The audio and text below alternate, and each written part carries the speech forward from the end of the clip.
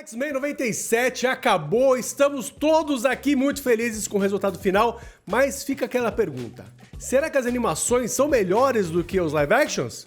Vamos debater isso agora! Debate! Vamos!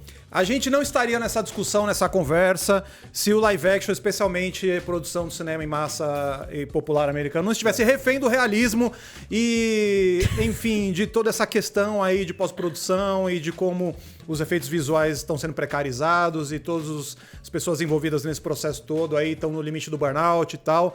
Porque, como linguagem, o live action realmente está em crise. Então eu acho que em relação a isso, dá pra gente entrar no mérito se o gênero dos super-heróis funciona melhor no desenho, mas eu acho que antes disso tem uma crise acontecendo aí, que é uma crise de linguagem, uma crise estética e uma crise de produção também. E aí, Gil? Eu acho que é relativo, gente. Sei lá, eu tô pensando... É que quando a gente fala de live action, eu acabo pensando automaticamente em anime, mas esse não é o foco, então... Vamos discutir também o anime. Não, pode ser. É que se a gente pensa nos resultados recentes, por exemplo, One Piece acaba funcionando como um live action porque eu acho que ele faz exatamente o que o live action foi feito pra fazer. Furar uma bolha. Uhum. Então, ele traz uma história e ele fura a história. Porque, assim, a maioria das pessoas, às vezes, hoje em dia, não tem muito apreço por animação porque acaba por um erro, erroneamente, atribuindo a animação a uma coisa infantil. O que X-Men prova que não é. E animes, no geral, também provam que não é. Que anime é um pouco mais nichado. Puro preconceito. E aí o live action, na minha opinião, ele vem pra trazer um ar de... Galera, vamos ver essa história aqui, que ela não é para crianças. Ela existe na animação, ela não é para crianças. Ela funciona pra qualquer tipo de idade. Ela é inteligente, ela é interessante, ela tem nuances bacanas, que foi o que aconteceu com One Piece. Eles trouxeram isso, eles trouxeram a essência do anime e fez com que pessoas que não queriam ver a animação acabassem assistindo.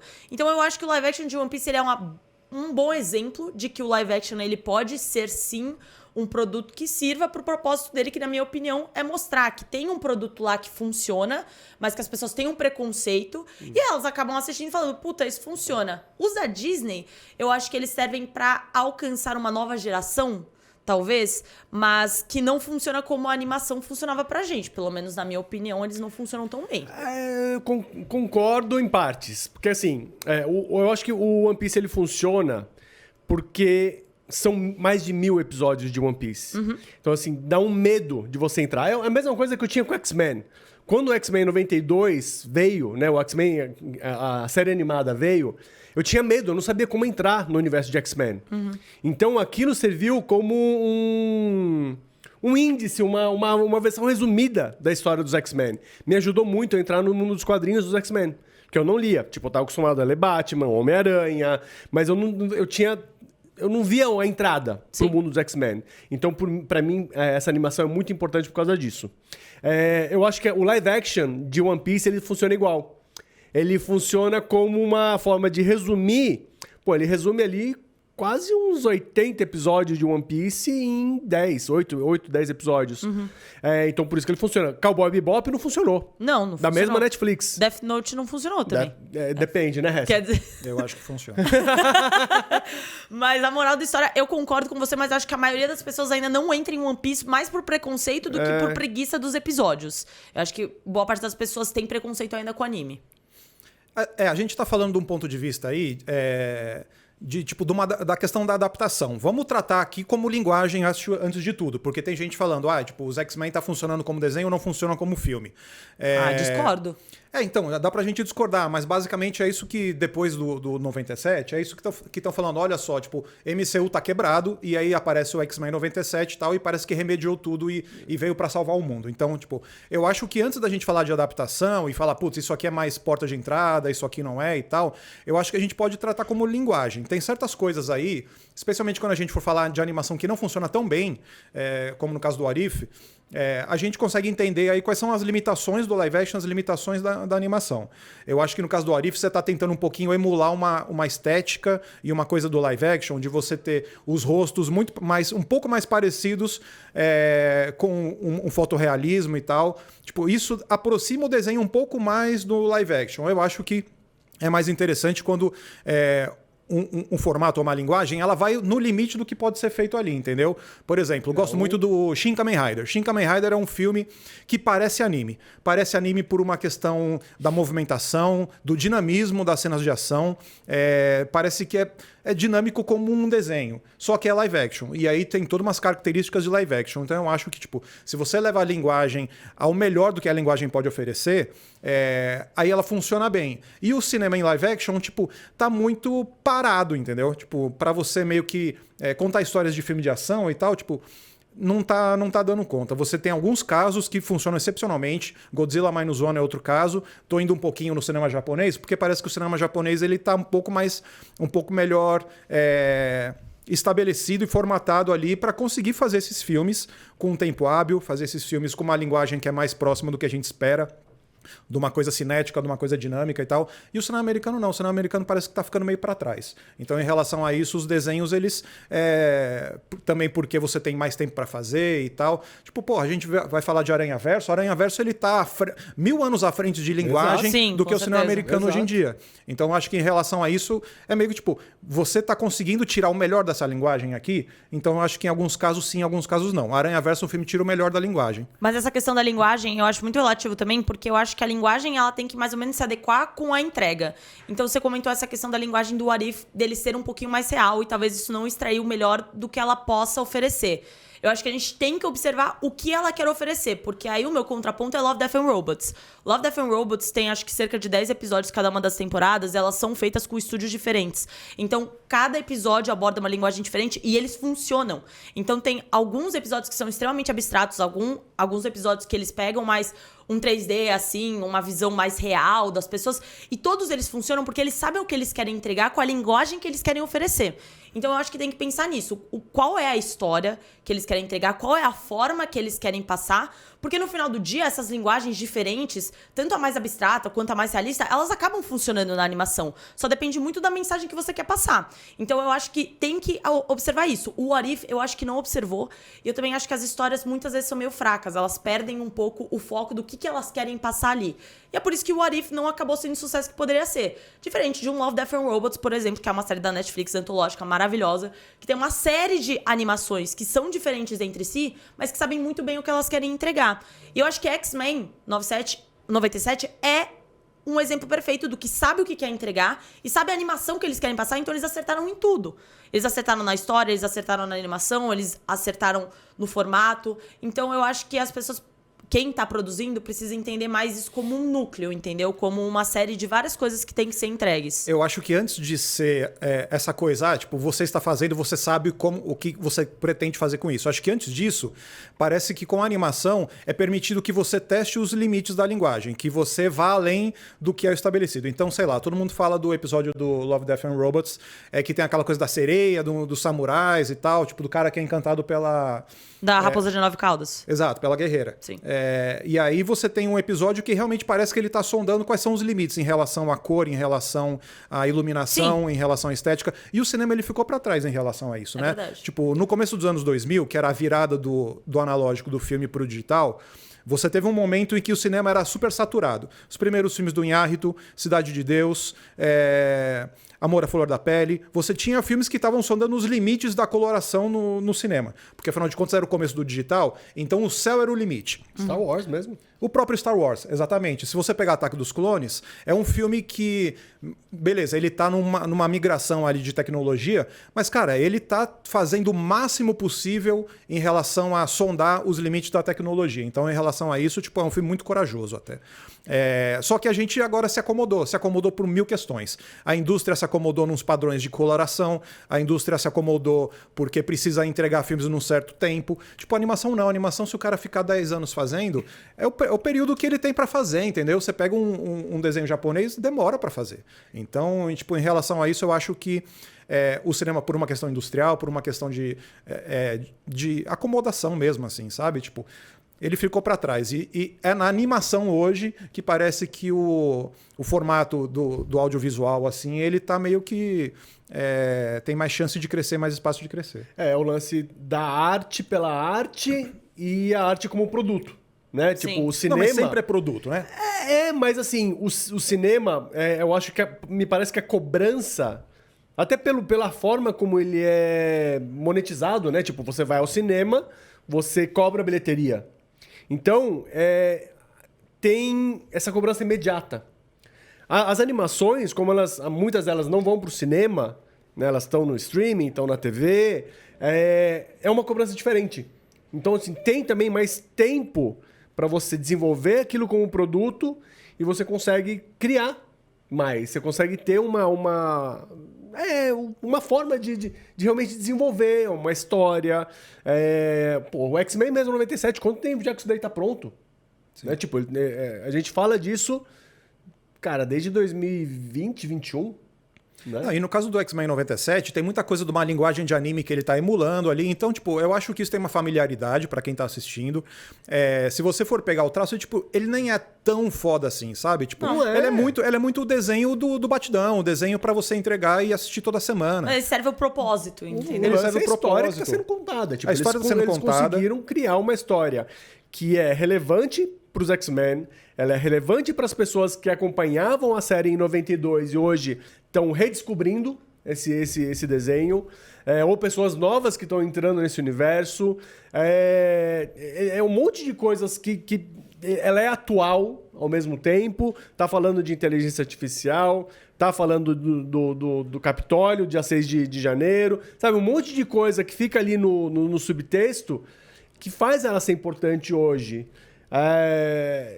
Sem ser apenas uma coisa vazia. Como são muitos filmes que estão chegando agora. Cara, a gente vê o Rei Leão. Sucesso de bilheteria, beleza. Mas, cara, qual era a necessidade de lançar um Rei Leão em live action? Vou colocar entre muitas aspas aqui, porque não é live action, aquilo é animação, é computação gráfica pura. Sendo que é a mesma história. Caralho, já tá feito aquilo ali, você não precisa fazer de novo. Aí a gente volta um pouco, acho que a gente volta um pouco nessa coisa do fotorrealismo, porque, putz, realmente, acho que eu já falei isso aqui no outro vídeo, 2008 você tinha dois caminhos, ou você podia seguir o caminho do Speed Racer, ou você podia seguir o caminho do Cavaleiro das Trevas. E Hollywood, né? o Hollywood escolheu seguir o caminho do Cavaleiro das Trevas, aquela coisa do realismo, aquela coisa do, tipo, você precisa que as coisas pareçam reais e verdadeiras, porque senão você tira as pessoas do filme. O público meio que perdeu a capacidade da abstração. E a abstração é muito importante. Sei lá, você compara, por exemplo, como o Guerra Civil fez a batalha da equipe Stark e a equipe Steve Rogers, comparado com o quadrinho. O quadrinho, todo mundo esperando, falou, nossa, essa vai ser a maior batalha de todos os tempos. Aí você vai ver, são as pessoas chocando uma com as outras no aeroporto, entendeu? Você compara o Gambit no desenho atacando o Sentinela gigante, o Sentinela Godzilla. Velho, você sente o impacto, você sente a grandiosidade, você sente o épico daquilo, porque é isso, a linguagem ali é feita para você potencializar esse impacto. Enquanto que o cinema meio que escravo dessa coisa fotorrealista e daqueles efeitinhos ali, tipo, não consegue dar conta do gigantismo que a gente espera desse tipo de embate. Falando até de estética, né? Você emulando você trazendo essa imagem, né? Você tá vendo um lado vindo contra o outro. Quando você coloca o Sentinela, é a tridimensionalidade da ação, né? Tipo, o Sentinela tá ali no meio, é igual aquela imagem que a Iron fez, né? Tipo, do Sentinela no meio. Cara, o ataque vindo de todos os lados. Os personagens. Aquele diorama é maravilhoso por causa disso, né? Tipo, emula os quadrinhos, emula a animação. Não é só um contra o outro. Tipo, mas você sabe que é uma estética. Falando nessa questão de um contra o outro, que é literalmente um ângulo que a gente tá vendo uma batalha. Eu li uma entrevista sobre isso por conta do fracasso, entre aspas, de Cowboy Bebop. Dos grandes trunfos de Cowboy Bebop no anime são as cenas de ação. As cenas de ação são maravilhosas, assim como boa parte dos animes, que as cenas de ação são muito bacanas. E aí, nessa entrevista, eles comentaram que um dos maiores desafios é reproduzir o ângulo. Então, assim, quando você faz uma animação, você consegue fazer o ângulo que você quiser. Sim. Você consegue colocar no papel o ângulo, a forma, a batalha da forma que você quiser. Uma infinidade de possibilidades. Agora, quando você grava isso, são outros 500. Então, você vê, óbvio que isso é possível, mas é muito mais difícil. E aí, eles colocaram frames do anime de Cowboy Bebop, e frames também do mangá, e frames do live action. E aí fica uma parada muito sem graça, porque eles não conseguem acompanhar os ângulos, que é basicamente o que faz toda a diferença na hora de você ver uma batalha. Nossa, que doideira. Eu ia falar justamente de ângulo de câmera, assim. E eu não acho que seja difícil. Eu acho que é uma questão do conforto para quem tá assistindo e talvez uma impressão de quem filma de que, não, as pessoas vão estranhar, porque é muito diferente. Falando, não é questão de estranhamento. Às vezes o estranhamento vai ser bom porque, tipo, ele vai te passar uma outra sensação. Tirar do conforto, né? Tirar do conforto e talvez seja a sensação que você procura, sei lá. Depende da decupagem, acho. Por exemplo, sei lá, no episódio do X-Men, quando eles chegam no castelo lá do palácio do Magneto, ele tá em cima do trono do Sentinela. O ângulo de câmera ali, que é todo de baixo para cima, num ângulo super radical, um contraplongé muito radical, tipo, faz parecer que aquele de Sentinela é gigantesco. No Shin Kamen Rider... né? E era, mas no Shin Kamen Rider, por exemplo, tipo, assista. É só ângulo, tipo, bizarro, assim. Na hora do soco, a câmera acompanha o soco, ou então, tipo, os personagens engrandecidos com contraplongé bizarramente, sendo que no cinema é sempre aquela coisa do plano americano, assim. Sim. E tipo, puta, olha a lição lá do John Ford no filme do Spielberg. Fala, o horizonte, ou você pega em cima ou você pega embaixo. Se você pegar no meio, não tem graça.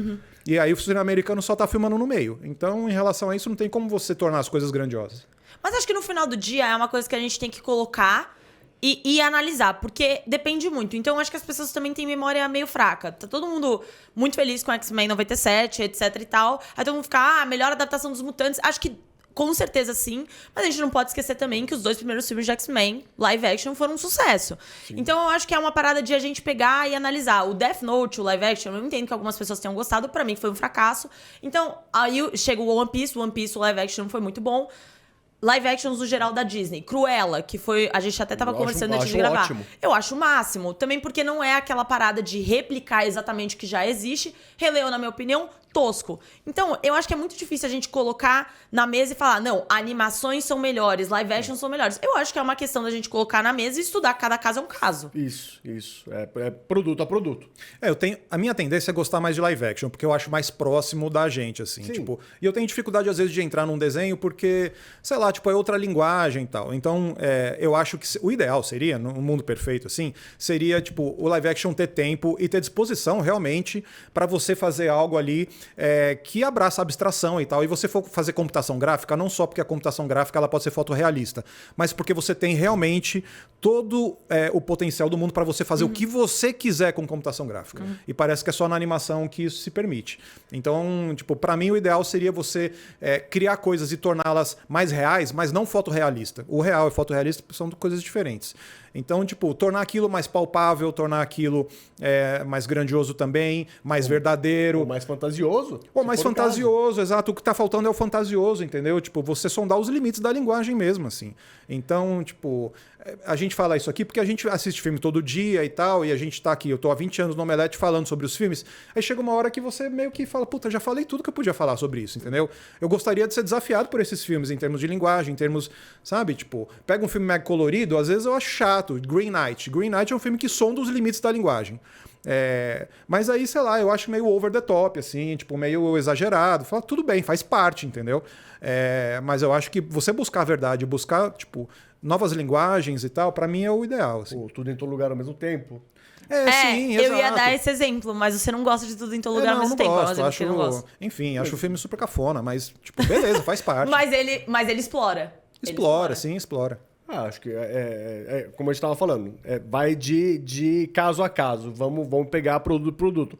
Pegando a Disney mesmo, né? Tipo, tem aí a gente teve recentemente a Pequena Sereia, que e é até difícil você falar assim, foi um fracasso.